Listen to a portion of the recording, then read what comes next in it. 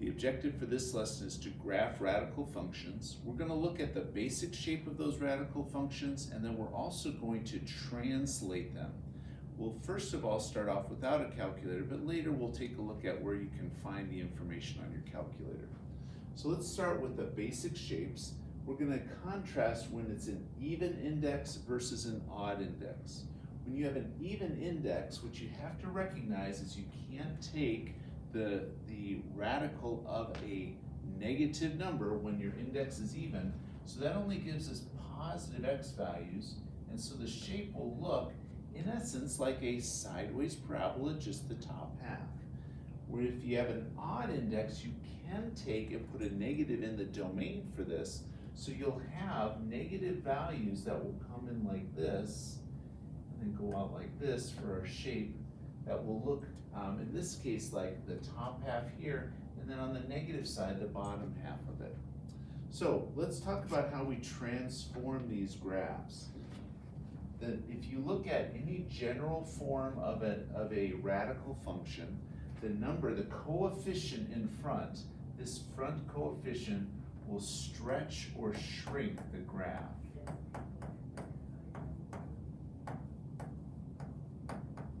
So it will make it go up higher, or it will make it compress down.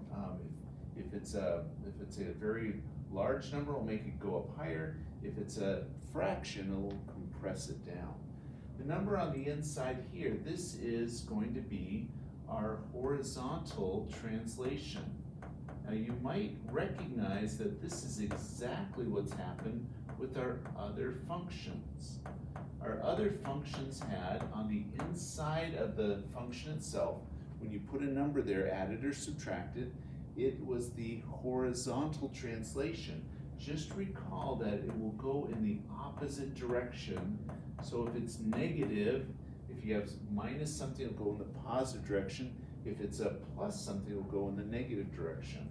And then the number outside of the radical, that's the vertical translation. And this one goes just as you would expect it to go. It does not change. So if it's positive, it goes up. If it's negative, it will go down. All right, so let's take a look at what happens with our basic shapes for even and odd index. So an even index, remember, it looks like that top half of a parabola. If you go over h units for it, so if this is in the h, move over horizontally h units, and you move up vertically k units, the graph will start here and be that top half of a parabola, that curved shape. So you translate it over h units, translate it up k units, according to this. Now on the odd index, it's the same idea. If you translate it over h units horizontally and up k units vertically, the graph, what it will look like is it will come in like this to that point where it changes from going upwards to very quickly to then slowing down and having the basic shape of the graph like we have up here just translated over. Now the domain for these two, if you notice here, the domain is not all reals for this one, and it is for this one. On the even index, you can't get a square root of a negative or a fourth root of a negative, so the domain here is just going to be x is greater than or equal to h, and the range is going to be y is greater than or equal to k, in just inequality form. Now on this one, notice that it covers all the real numbers for the domain, and the range, it also covers all reals. Just a little, it slows down. It doesn't go up quite as fast, but it does eventually go up as fast as you want it to go. So now, let's go ahead and look at a couple examples for this. We're going to do it without a calculator and then work with a calculator later. So this one is an even index, so we're going to only get that one positive direction curve. But I want to translate it out 6 units. So 1, 3, 4, 5, 6 units. And I'm going to translate it up 2 units. So the starting point for it will be at 6, 2, and from there it will go like this. as my shape. Now when I look at this, I want to look at, if I look at for the domain for this one, the domain, if I were to write it out, the domain starts at 6, x is going to be greater than or equal to 6, and the range is going to be y is greater than or equal to 2. Now for the general shape for this one, notice that there's nothing inside the radical with the x, so it's been translated horizontally 0 units, so it stays here on the axis. So, but it moves down 4 units, so I'm going to go down 1, 2, 3, 4, and I'm going to have that turning point where it comes in like this, and it goes out like that at -4 for that translation. If we do our domain is going to be all reals, and our range is going to be all reals. Now this is just a general translation of these graphs. What if we wanted a more precise look at the graph? Let's go ahead and see how we can do it on our calculator. Now let's discover on our calculator how to do this first one.